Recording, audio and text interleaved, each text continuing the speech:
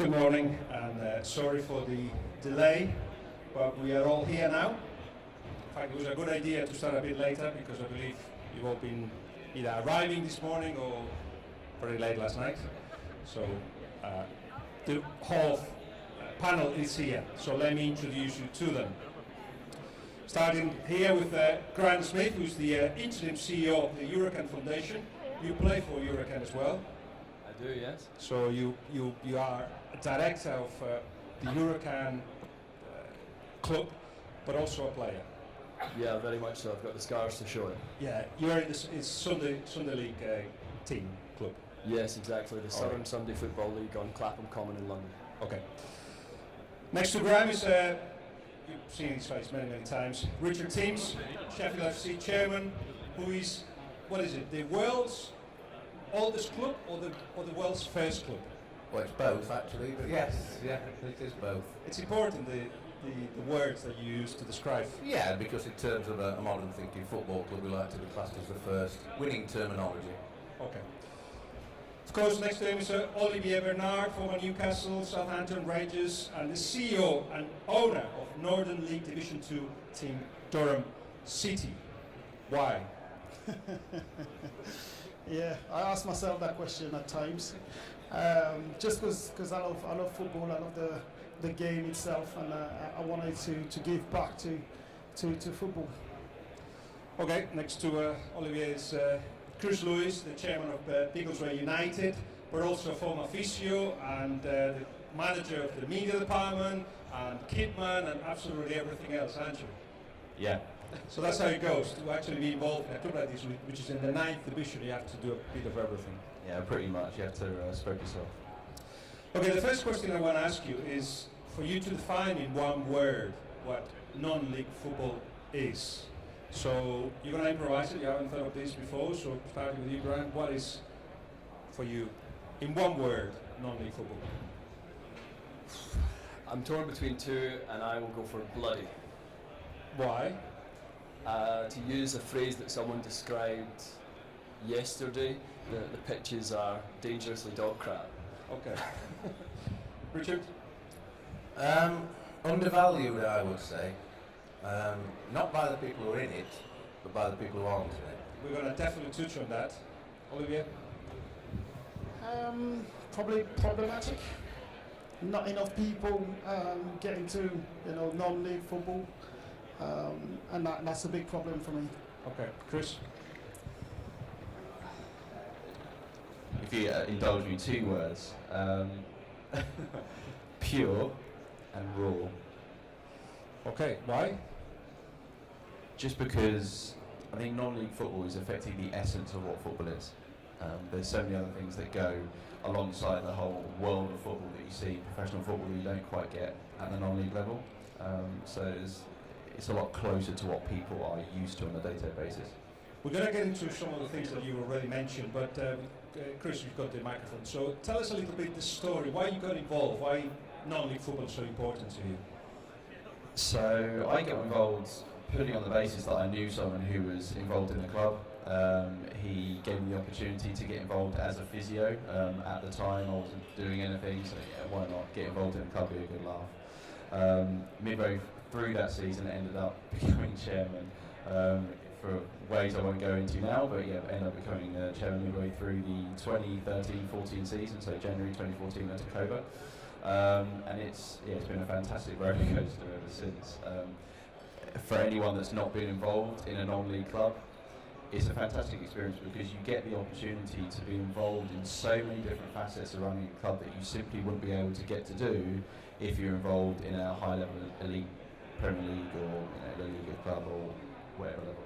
You managed to get Biggleswade United as the 50th best followed club in Twitter, which is like Premier League, Championship, and then Biggleswade United. You'll have to tell us about that in a minute. But Graham? So, as an accountant, I had some professional skills to bring into Hurricane FC London.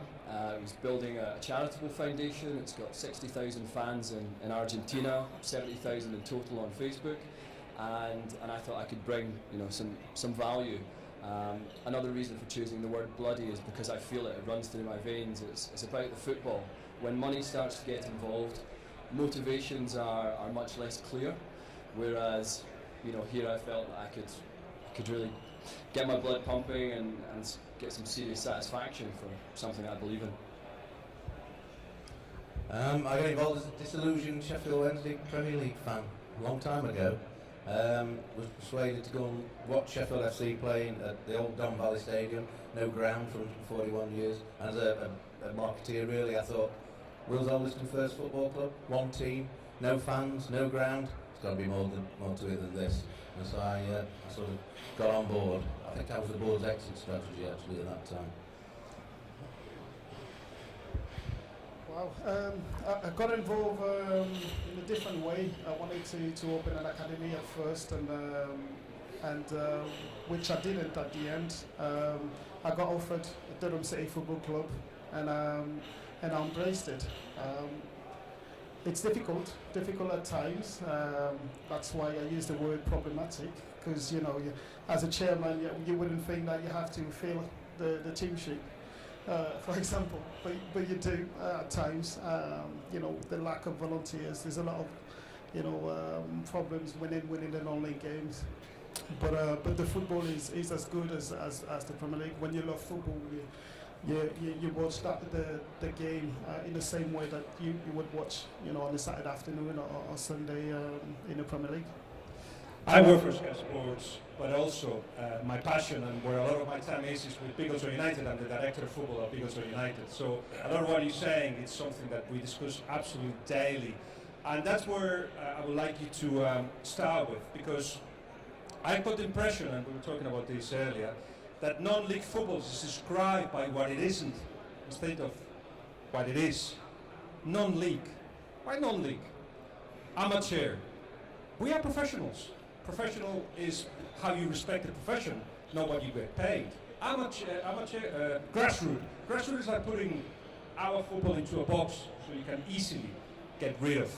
What else? Junior in Scotland. Junior? Lower league. Yeah, you say you're an accountant. Imagine if you get called lower accountant. Why? Do we have to rebrand ourselves, Richard? Well, I think you're exactly right. That's why I said sort of undervalued, really. I have a saying that when I'm speaking is, just because we are classed as amateur doesn't mean we're not professional. Getting paid doesn't mean any good at the job. We've got some fantastic volunteers who, if we had the money we would pay them, but we can't. So we are where we are. But yeah, undervalued is how I would describe the industry. And it is an industry. It's a big industry, but it's not as well known as we'd like it to be. Olivier, that not only undervalued, that it's difficult to market, it's difficult to tell people the passion that we feel for it, and to bring people into this world is difficult. It is because it's undervalued. A lot of people, think that the game is not as good as the Premier League. But as a passionate of football that I am, I've watched my team for the past 4 years with the same passion and good attitude, because that's the game I love. I think a lot of people forget that non-league football, for a better word, has got the same problems as professional football. You have been inside the changing rooms and outside the changing rooms.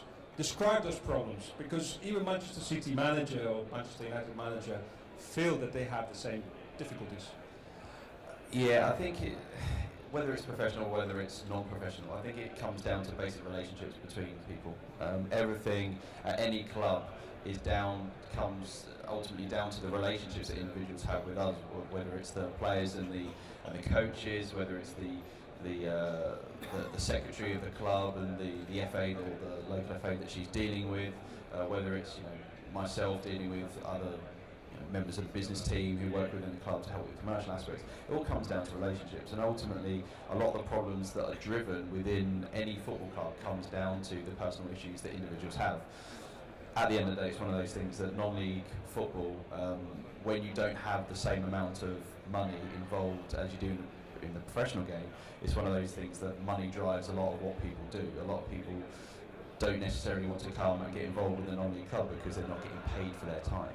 So there's a huge element whereby money spins a great deal of what goes on within the non-league scene. To keep these clubs going, you need money, you need volunteers, and we'll get into that in a minute, and you need a narrative. You need to tell a story. And in your case, you've got a very good story, and in fact, more famous, Huracán is more famous in Argentina than you are in England. Yes, in some ways, the Huracán existence is a bit like a computer game. You know, our fan base is virtual. The story comes from our founder having travelled through Argentina 8 years ago, inspired by Club Atlético Huracán in Buenos Aires, which has a stall exhibiting over there, and came back to London and mentioned the story to his friends, who said, yeah, let's set up this team, and got great success, set up a Facebook page primarily for themselves and their friends and families, and all of a sudden these fans just started ticking up. All of this interaction, it's quite remarkable, but then the question comes down to sustainability and how do you then, I don't want to really use it in the light so much of non-league or whatever you want to call what we do, football for the love, but then commercialise it. You know, how do you then bring in that revenue from that fan base? And it comes down to another word that we spoke about a lot earlier, community. It's the most important thing. Richard, quite clearly your club is the best marketed club at this level, no doubt. You've got a story, you've told your story, and I think that the way to describe what you've been doing is if you tell us that game with 22,000 people and what happened 3 days later. Yeah, obviously we're in a slightly different position than probably every other football club in the world because we hold the USP of being the world's oldest and first. The reason why I got involved is to protect, preserve and promote the heritage of the game. And as I said to you back there, is if it's all about how much Gareth Bale earns, then really we've got no place. And if football fans believe that, we've got no place. But I've travelled the world, and every fan I've ever met doesn't actually believe that. But yeah, in reality terms, on the day-to-day basis of running a non-league football club, for let's say want to a better term, yeah, we played Inter Milan in 2007 to celebrate 150th birthday. I'll not tell you how we got there, but Mario Balotelli made his debut in the UK against Sheffield FC, scored twice. We lost 5-2, but that's another story. And 22,000 people turned up for it. And then a week later we played at home against, I can't remember who, and 300 people turned up. So, you know, we call it yesterday's chip paper, but you've got to persevere, you've got to batter on the door. We think we've got a global audience of 3 billion fans, whether you support Wolverhampton Wanderers, Southampton or whoever, who genetically came from us. So that's how we aim to create what my aim is, sustainability, and to make sure the world's first football club is not forgotten, how the game was developed is not forgotten, and if one football club can represent that, the true meaning of the game, I suppose it's ours. So it does help, I suppose, having that USP. Olivier, tell us about Durham. What's the story, what's the narrative, and you as an owner and CEO, what do you have to do? Well, you know, when I took over the club about 4 years ago, the club went into administration, and I took it over. At first, you know, I thought it was going to be all rosy. We're going to go up through the leagues, and you know, I just need 11 players. You know, easy task.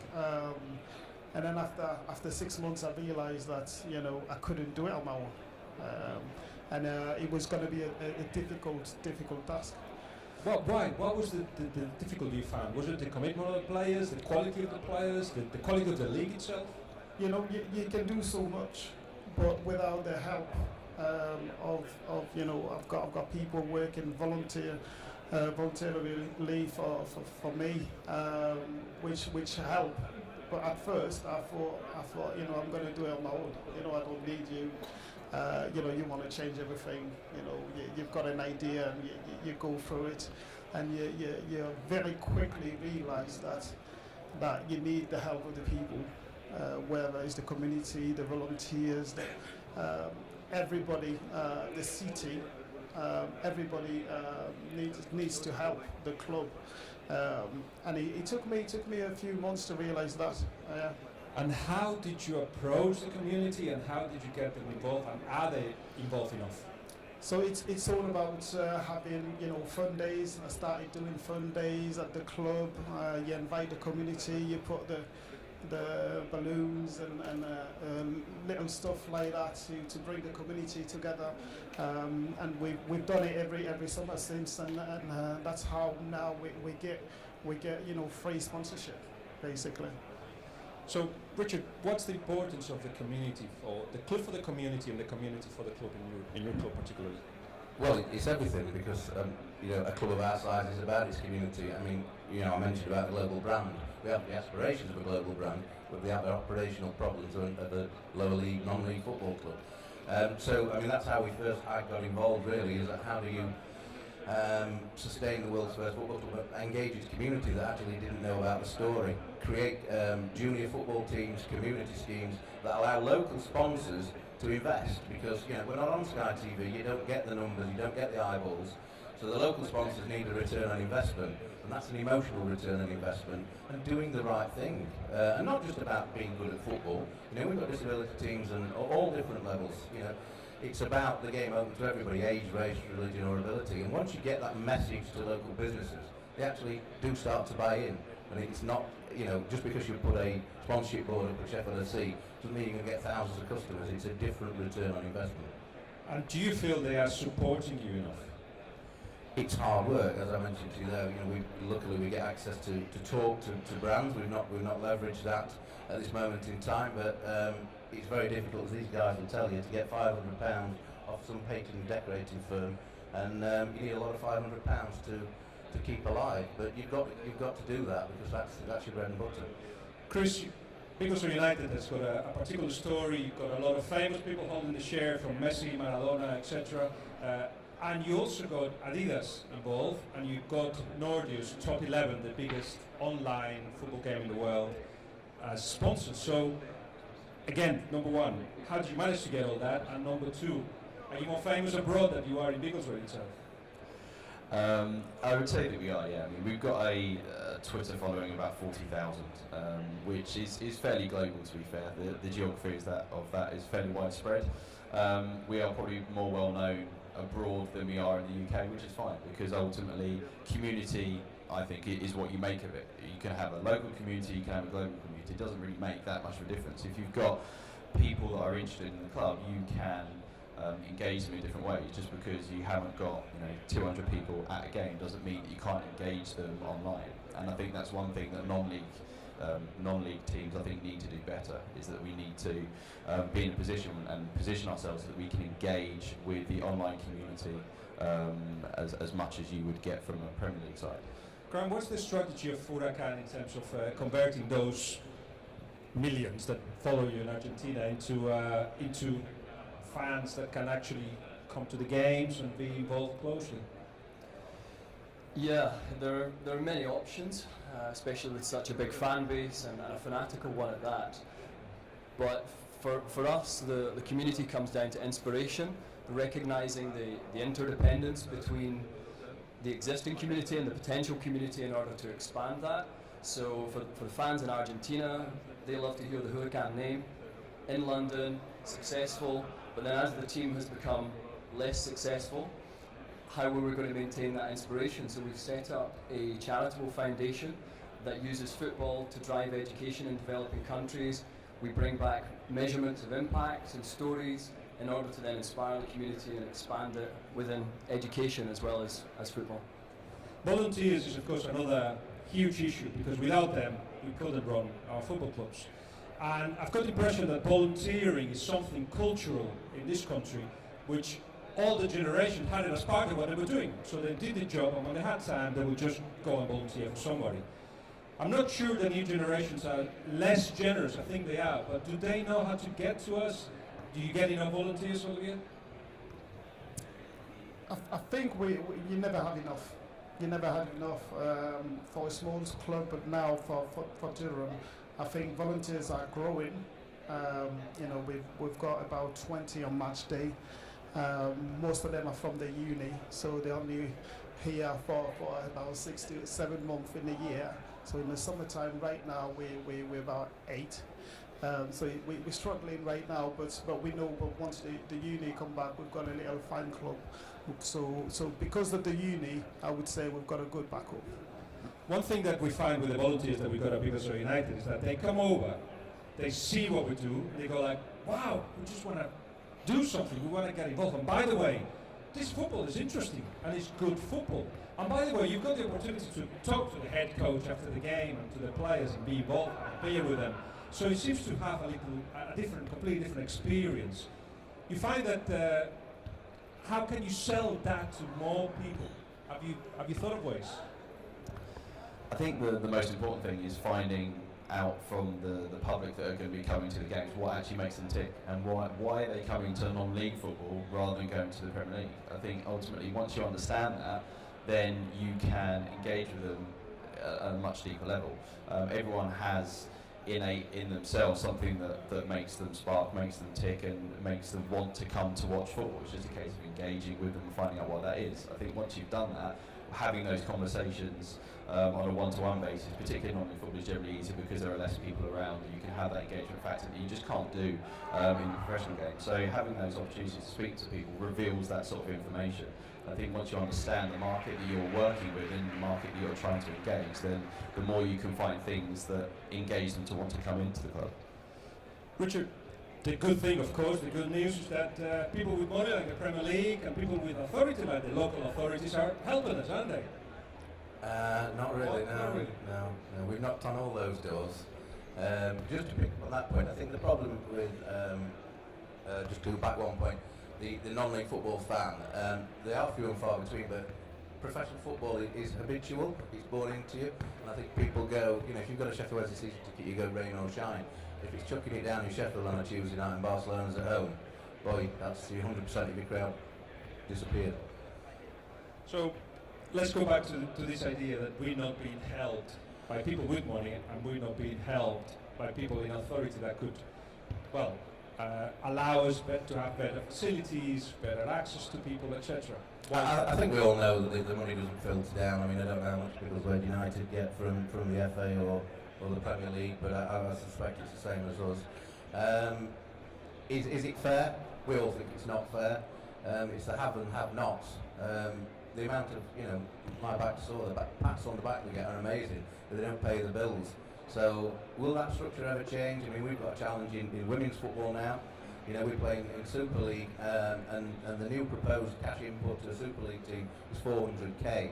Sheffield FC 400k to perform women's football. We've got there on merit, but can we sustain it? I doubt that very much, and the money just doesn't filter down. I can't see it changing unless somebody's got some surprises. Graham, tell us about your experience with local authorities as well. I think my experience is more as a player. I haven't really got involved in the politics, and I have to be careful because one of my best friends is a local councillor in the authority where we play. But the quality of pitches and changing facilities is just weak, and it's one of the things that I think repels players. The risks that come with playing on a pitch that is DD, that phrase that I used earlier, it's tough because we've all got to go to work on Monday. We want to be as professional as we can about our game. We love it. A lot of us come from pro youth academies, maybe been out with injury, and we're back in football because we love it. But I do feel like there's underinvestment from local authorities. Potentially there's challenges in the upper echelons of football that maybe Olivier can elucidate for us. But he's certainly done a great thing by bringing his winnings from his success as a player into this level of football. Why? Well, it is an academy you wanted to start, and you were given the opportunity to run a football club. Is it working that way? Are you developing players that can then become professionals? So when I took over, there was only the first team, the senior team. We have now 16 junior team, and under 23 and under 18, a reserve, and the first team. So we're quite complete in every level. The quality, obviously, you always want the quality to be better each year. But the fact that we have that group stages now, it's rewarding for the club. The club is known now as a club with developed players, which that was the center of the main reason when I took over the club. I wanted to coach myself and educate players, because in France, because I'm French, by the way, in France it's a totally different ball. It's the council who own clubs, so the investment, every club's got a budget every year, and infrastructure, obviously are much better. So results, you get better player playing in the national team because from the early age, you have that discipline and that the infrastructure who are sublime, and you've got I think in England it needs to change in that sense. There's not a grassroots football is not a factory producing players, because there is no that path really, and I think it's partly down to the concept. If we're talking about non-league, amateur, grassroots, junior, and all that, you don't go into it thinking I'm going to be a professional. This is the way. So Vardy is the exception. It's not the rule, and it won't be the rule for a long time unless that path really gets created. Do you think Beaconsfield United is helping with local boys to be the best players they can be, and they see there is a path from, say, Beaconsfield United to professionalism, helped by the fact that, say, the head coach of the first team and the head of the academy are pro-licensed coaches, so the best coaching you could have? Yeah, I mean, I think that's effectively our model as a club, is that the money that we do get in through sponsorship is effectively invested in the coaching setup. So as you say, Christian, our head coach for the first team, is pro-licensed. Fran Constancio, our head of academy, is pro-licensed. The majority of coaches that we've got underneath them are UEFA A or UEFA B licensed. So all the money's has gone into that, because effectively we don't have, as many other clubs in non-league, we don't have the money to be able to pay players significant wages, so we have to incentivise them in other ways. And if we can provide a route by which they can make their way into professional football, then ultimately they get the opportunity to experience a style of football or a nature of football that will grow them in different ways so they can move up to the professional game. And I think from the experience that we've had at Beaconsfield, we've actually produced or helped along the career of two players that have come from non-league and effectively now playing professionally. One of them has just signed a contract with Colchester, and another one is playing in the second division out in the United States. So ultimately we know that our pathway can lead for people to go and play professionally. But let's talk about the players for a little bit. What type of players play in non-league? And you remind me that in France and Spain it works a bit different in terms of how the clubs are run, because the finances come from the council. Good and bad thing, because if the council runs out of money, the club runs out of money as well. And they're not prepared to survive. But the players are also different. And see, first of all, if it's the same in France. For a player in the 9th division, say in Spain, or 8th division, or 7th division, they have football as a priority. Number one priority. They train 4 times a week, plus the game. They have football first, family second, hobbies third, and for them it's their life. They get paid 0. How we convince them to do that, I'm not so sure, but they are absolutely passionate about their football. Is it the same in France with amateur players? It is exactly the same. You don't earn your money until you play to the 4th, 5th division in France. So all year, from the 6th to the 10th, where probably Durham is, there's no pocket money. There's no money at all. And you get better players. You get a lot more desire into the players. They're a lot younger as well, but on the pitch they give everything because they play for each other. When I look at when I first took over Durham, I started paying and then realized that it didn't work that way, so I stopped paying because I believe that at this level you shouldn't get paid. You've got to play because you want to play. But at first it wasn't understood by anybody, not the city, not the fans, it was quite awkward at first. But then they realised that we got as much result as when the player were paid. Let's describe the footballer at this level in England. And for me, he's a super committed player on match days. He wants to play the game, and he does it 100%, and to a pace that people are surprised when coaches come to see us from all over the world. They go like, oh my God, and the quality of it is quite good too. But they have family, holidays, work, football as their priorities, I feel. If you introduce money into it, it just becomes venom, because like everywhere else, money does that to you, so it's better not to get them paid. But at the same time, if you don't pay, you don't get them committed. That's our experience at Bigglesworth. So, Sunday League. Obviously, everybody's playing because they really like to, but they don't see it as a passion, you see it as a hobby, they just see it as a Saturday thing to do, no? Or more? I think a bit more. It's more than just a thing to do. It's something to, I think, you live your dreams. Like, well, grow up, what was Coca-Cola, eat football, sleep football, live football, whatever it was. And it's that chance to then be the person that you wanted to be in your dreams.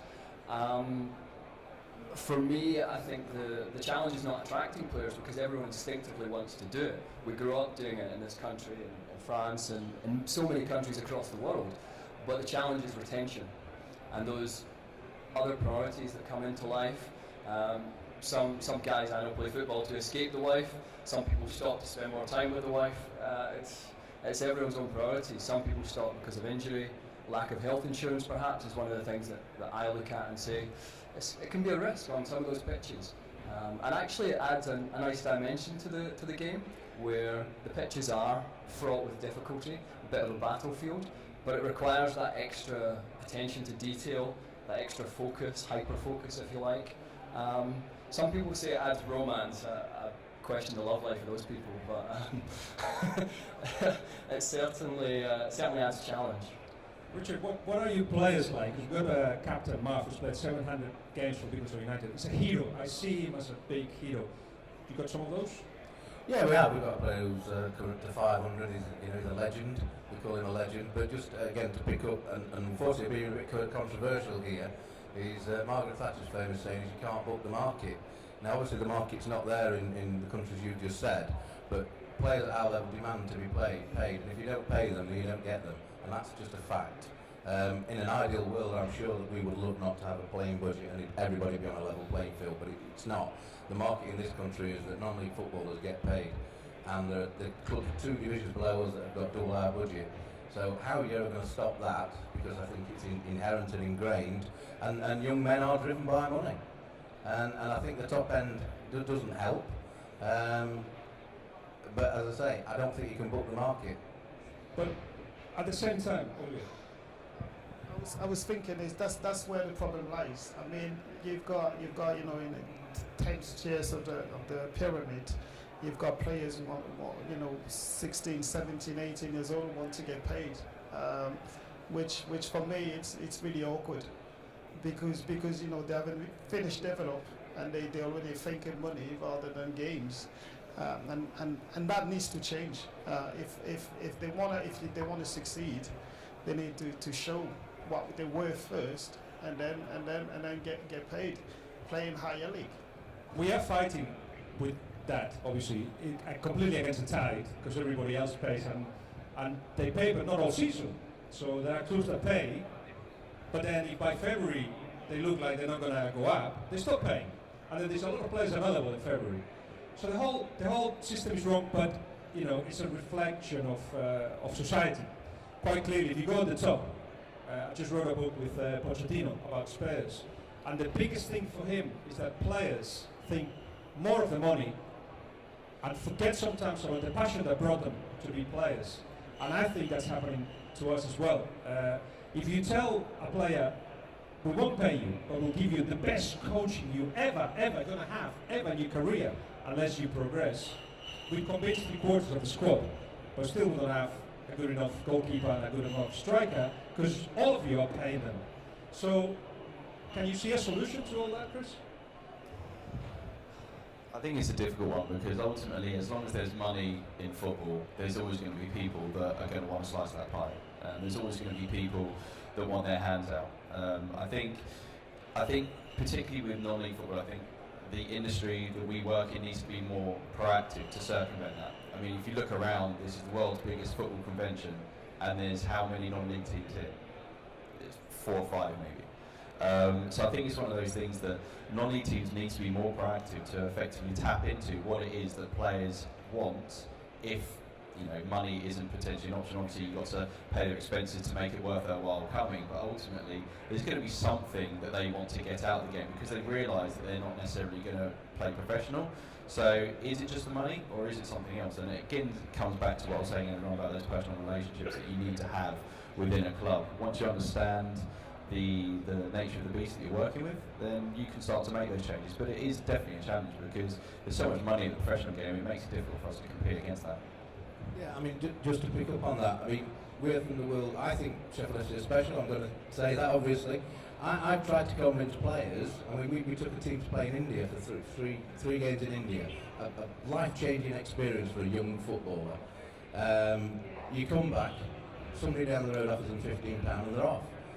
I say to them, you should be wanting to, play for the world's first football club. It's something you could tell your grandkids, and they all go, yeah, oh, this is fantastic, this is fantastic. 2 weeks later. So I think it's a society problem more than anything, and it's a culture in this country that football is driven by money. And I think we represent that other end, and that's my vocation, is to continue to represent the integrity, respect and community angle of football. Talk to Richard, Chris, about how they did this Indian thing, because that sounds very interesting. We should be doing that next year. Now, we've moaned enough now, so let's look to the future. And of course, technology is affecting absolutely everything. So how is technology affecting you clubs, and what are you doing to help it? For instance, Chris. We're obviously, one of the platforms that we're working on particularly is Twitter, on social media, obviously Facebook, YouTube. I think there's a fantastic opportunity for clubs in non-league now because of the way that social media and digital platforms have exploded over the last couple of years. It's a fantastic opportunity for us to be able to connect with individuals locally, but also on a much global scale. And I think the clubs, ultimately what you're going to see is the clubs that don't embrace that are going to be the clubs that fall away. Society has changed so much over the last 10, 20 years. As you were saying, the nature of people and society nowadays has changed massively, and people want that engagement. And ultimately, if you don't provide that for them, they're gonna move away. So I think it's one thing that we're working really hard at the club. We're going to be improving that in the next couple of seasons, and hopefully engaging the general population in a way that hasn't really been done before in non-league football. But it's something that non-league teams need to embrace, otherwise they will just fall apart. Olivier, are you broadcasting the games, or have you got plans for it, or similar? We don't broadcast. We don't really. We tried, but it takes people to do it, and you necessarily at times you don't have that many people on match day, so it's a bit awkward. So we've got flashes, we've got interviews, we do. It works that way at the minute. We reach out more to local businesses to get a bit more sponsorship, and it works quite well. So in exchange, we get kit wash for a board like that. It's a lot of goodwill. No money involved, but a lot of favours, from businesses and ourselves, and it has been working for the past 2 years, and now businesses are start to put a bit of money in because they see that the club is really a community club, and it's not a club run for money. Richard, as the club's best marketed club that we said earlier, give us tips. What do we have to do to survive? Creativity. Has to be creativity. Everybody here's got a USP, and it's how you utilise that USP. I mean, we have a decent social following, but a goal at Sheffield FC on Tuesday night is of interest to 350 Sheffield FC fans. The world's first football club is of interest to billions, we think. If we socially media, we post we've got a gate that says 1857 Sheffield on it. If we post that in the wintertime with snow on it, it gets thousands and thousands of likes. But there's no football involved in it. So you've got to be creative and use your USP and communication. But as I say, every football club will have a story, and it's how you package and sell that story over and above what you do on the field. Graham, you probably are the youngest here, so you from that generation that have gone into non-league, and you were like, wow, and you're in all of it. But you're about to finish your experience with Huracan, maybe. Do you feel that you still got a lot to get from it, and have you got a lot so far from it? Yeah, massively. I mean, I took the first 4 months of this year away from being an accountant, in sort of paid employment to volunteer and understand this sense of community, this story that Huracan developed. And coming around to technology, I mean, Huracan wouldn't have its fan base without its social media and other technology. So tapping into that, one of the things that we did was a marketing audit, understand what our assets are, who our fans are, why they like us, and taking that further will be essential for Huracan, and that's something that I'm keen to support them in driving forward. Similarly, my former club is using technology a different way. Ibis Eagles in West London, they've got a very marketing orientated co-chair, and he's live feed reporting the match results, who's scoring, who's taking free kicks, just to accentuate that sense of community, to link in with the players who, like you were saying, are away on holiday. I mean, Ibis has 5 clubs, 6 now actually, and they're using about 160 players in a season. 6 clubs. That's just mental. Like, even if you had 20 players, sorry, 6 teams, 20 players per team, you'd still only be hitting 120, but 160 odd players. You need to keep that community, and technology is the tool, but it's only what you make it. I think all of us here are in non-league football because of what you get by giving. Not so much what you get back, but what you get by giving. So here's the challenge. You're here because you love non-league football or are interested in it anyway. So your challenge is, why don't you find a local non-league team and go and see a game in the next month and have one conversation with either the secretary or the head coach or somebody in the club. Just that. I'm sure you have 2 hours on a Saturday to do that. And if you do that, you may find that you're interested in what we are all doing. So that's all. Thank you very much, all of you, and thanks all for being here and listening. Thank you.